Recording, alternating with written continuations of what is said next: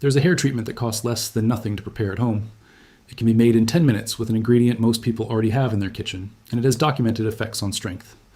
The shine and elasticity of hair were formally studied in 2010 by researchers from the University of Tokyo and the Procter & Gamble Research Institute in Japan, and published in one of the world's most prestigious scientific journals in the field of materials chemistry. In the village of Huangluo in Longshan County, in Guangxi Province, southern China, live approximately 120 women of the Yao ethnic group, internationally known for having the longest hair in the world as a documented community phenomenon. The Guinness Book of Records certified in 2004 that the women of Huangluo have an average hair length of 1.4 meters, with several documented women exceeding 2 meters. Many of them are over 70 years old, and their hair remains black, with no visible gray hairs. The treatment they have used for approximately 800 years, passed down from mothers to daughters since at least the Song Dynasty, is fermented rice water. It's not a cosmetic product. It has no barcode, no registered name. It's the milky liquid left over when you rinse rice before cooking it, left to ferment at room temperature for 1 or 2 days until it develops a slightly sour smell. The global hair care industry generated approximately $90 billion in revenue in 2023, and a treatment that anyone can prepare in their kitchen for less than a cent using the water. They normally pour down the drain when rinsing rice is exactly the kind of knowledge that never appears in any shampoo or conditioner brand's advertising. They didn't stop researching it because it didn't work. They stopped talking about it because they couldn't sell it. This is the story of fermented rice water, the oldest hair treatment with continuous historical documentation, and the reason the cosmetics industry would prefer you never learn how to prepare it. Welcome to Buried Knowledge. If these stories matter to you, the subscribe button and the bell are the best way to make sure this knowledge survives. Here we open the vaults that the industry locked away. Let me take you back to Song Dynasty China around the 11th century. The Song Dynasty, which ruled China between 960 and 1279, is one of the periods of greatest cultural, scientific, and artistic flourishing in Chinese history. In that context, historical texts from the period document the beauty practices of women in Yao communities in the mountains of southern China, including the use of rice washing water as a hair treatment. Rice washing water, called mi tang in Chinese, was collected, left to ferment in clay vessels for 1 or 2 days, and applied to the hair before and after washing. The practice is not presented in these texts as an innovation, but as an already established tradition, suggesting its origin predates the 11th century. In Japan, a parallel tradition is documented during the Heian period, between the 8th and 11th centuries, in the imperial court of Kyoto. The court ladies, famous in classical Japanese literature for their extremely long hair, which sometimes exceeded their own height, used rice washing water as a hair rinse. The Tale of Genji, considered the first novel in history and written around the year 1000 by Murasaki Shikibu, a lady of the Heian court, contains references to hair care with rice water as a common practice among aristocratic women of the time.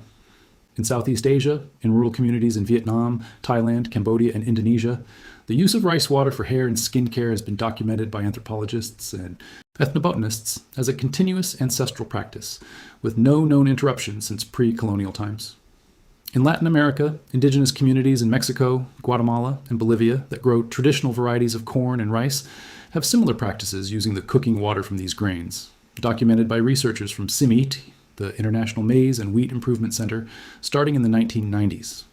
Let's move now to 2010 in the research labs of Procter & Gamble in Kobe, Japan, and in the Department of Applied Chemistry at the University of Tokyo.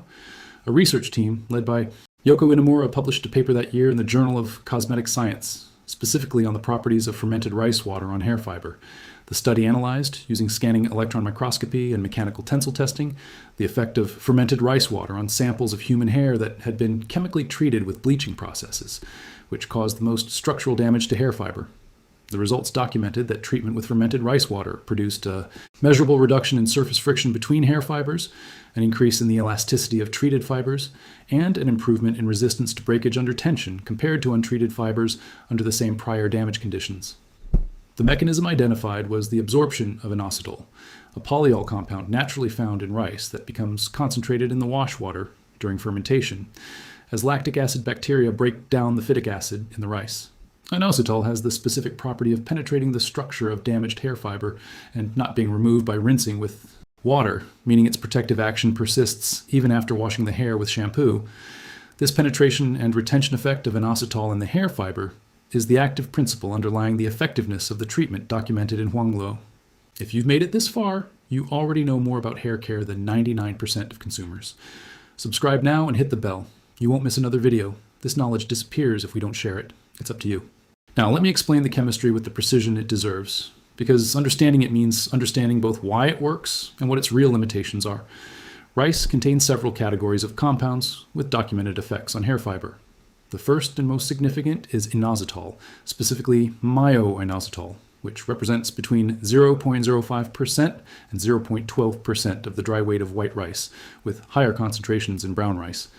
During the fermentation of rice washing water, phytaceae produced by lactic acid bacteria hydrolyzes the phytic acid in the rice and releases free inositol into the water. Free inositol has a molecular structure with 6 hydroxyl groups, allowing it to form hydrogen bonds with the keratin proteins in hair fiber and penetrate the microfissures of the cuticle damaged by heat, dyeing, or chemical bleaching. The second relevant group of compounds is free amino acids, especially glutamic acid, alanine, and glycine, which are released from the rice during soaking and fermentation.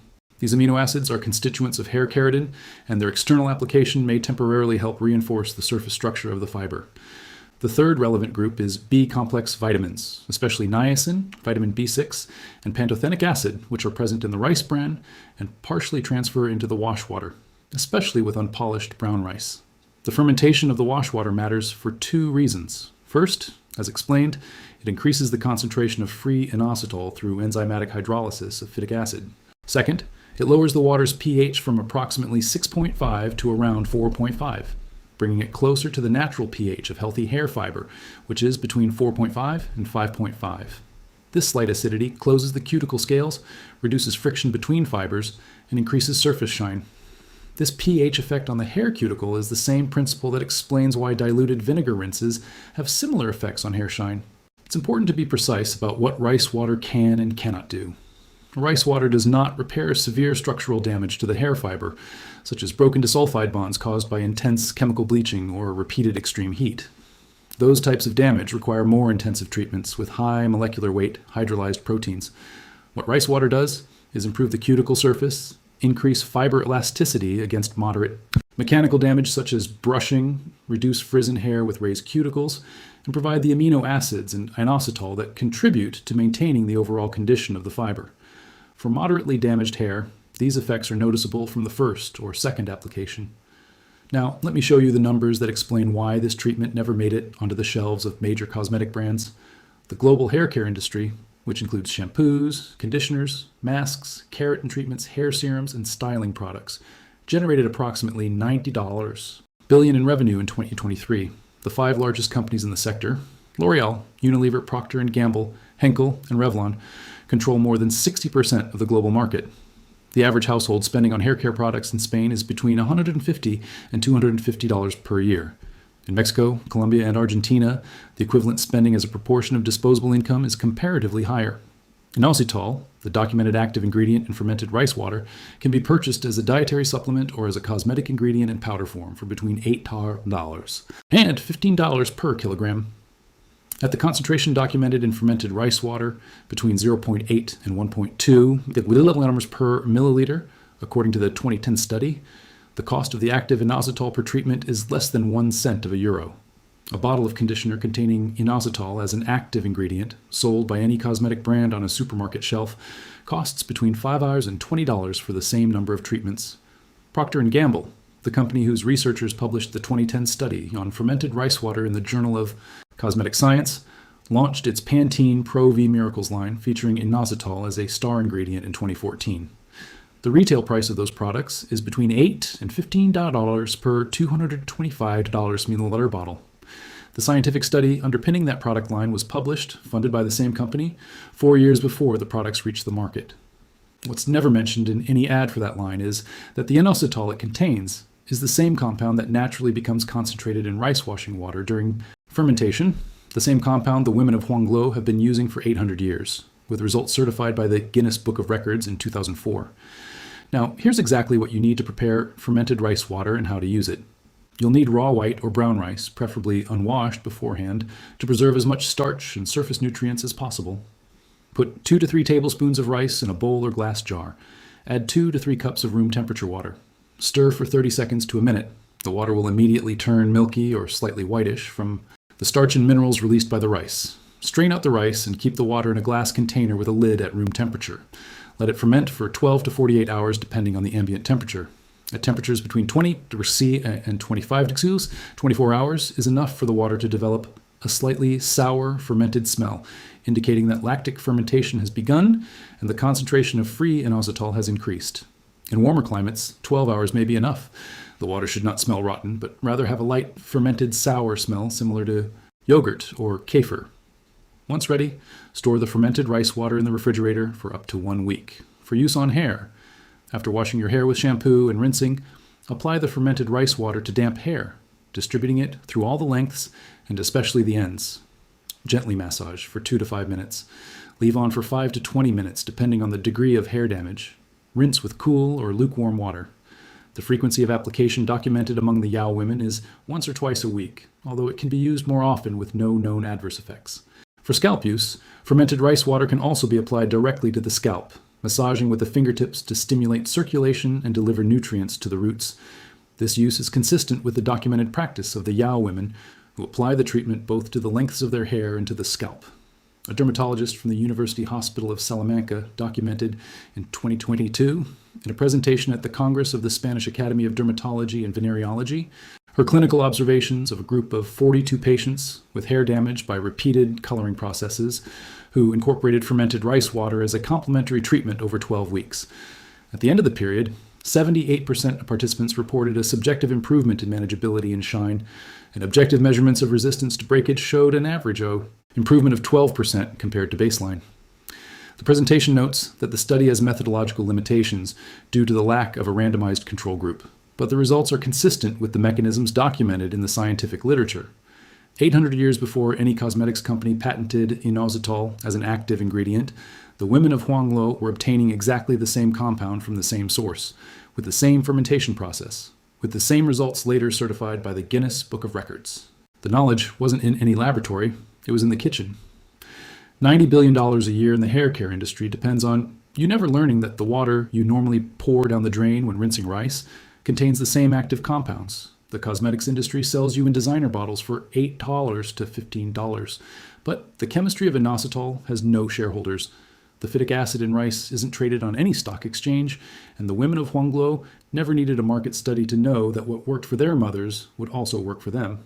Knowledge doesn't disappear, it just waits. It waits in the chronicles of the Song dynasty, where rice water is described as a hair treatment 800 years ago.